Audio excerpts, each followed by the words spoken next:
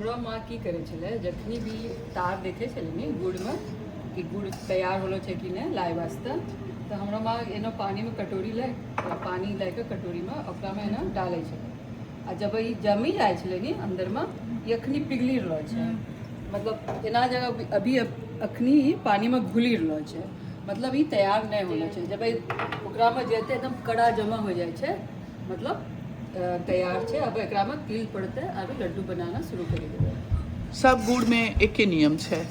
सब हाँ मिथिला में रहो कि यूपी में रहो कि बिहार में सब जगह एके रंग बने छै खाली स्वाद वास्ते कोई डाले छै अदरक हमरा दादी एकरा में डाली दै छलो कपूर जे कि हमरा से कभियो नहीं अच्छा लगे छले कपूर के महक आवे छले सब चीज में लेकिन अब वही कपूर वाला चीज भी अच्छा लगे छै। तो अपना सब तिला संक्रांति के सबटा प्रिपरेशन बिजी छी की जूही अपन विषय में कहू कतऽ से छी मिथिला में एक हम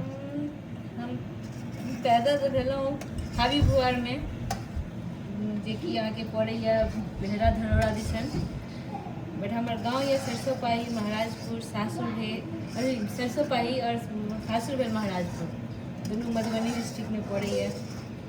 अहाँ तो सलहेश में बहुत सक्रिय छियै सबटा करै छियै किछ करे की कोशिश करै छियै जी अपन कल्चर के अपना घर में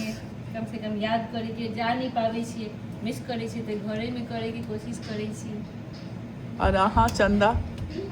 हमरो घर होना गोड्डा लुकलुकी वहाँ गाँव है हमरा सबके और हमरा माँ छको भागलपुर के चंपानगर और लगे छै तैयार हो गेलो छै और ससुराल के बारे में हम की बते हमरा शादी होलो छै दरभंगा साइड में तो सिंहवार लालपुर सिंहवार के हम छियै हमर ससुराल वहाँ से भेलै तो यही हमरा के जानकारी हमर परिचय बहुत नीक चंदा अपना गुड़ सब जन भऽ जाइ छै तऽ एकर अपन एकटा जे महक छै जे ई जन गुड़ के बनायल जाइ छै पेड़ के तो ओकर जे एकटा महक होइ छै ओ अपने आप आबि जाइ छै और ई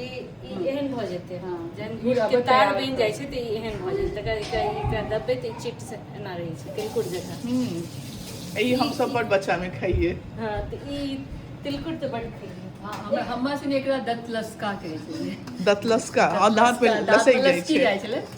तो एकरा अंगिका में एकटा उज्जर गुड़ के हमरा सबके गांव में ओना तऽ बहुत बेकार चीज छै लेकिन हमरा सबके छलै इहे टाइम के ठंडे टाइम में भेटै छलै और डंडा पर ने एना रहै छलै पैकेट में ओकरा घींच के ओकरा फूल बना के तोता बना के और माछी बड़ लागे छलै केस लै छलै केस के बदला में जे केस जे कंघी करै छै तऽ निकलै छै ने केस अच्छा ओ केस देला पर एते दै छलै तऽ हम सब केस जमा करै छलियै केस के बदला में दै छलै केस के बदला में ओइसे बिग बनै छै ने तो सब तो ओकरा के मार्केटिंग होइ छलिए मिथिला में जुगाड़ करे के त अपने बच्चा सब के केस द के धान द के खड़ी द के ई सब तो बड़ा भेटै छलिए तो पैसा के कोनो ई सब मिथिला अब नहीं छै ने कत्तो वो भी करते हैं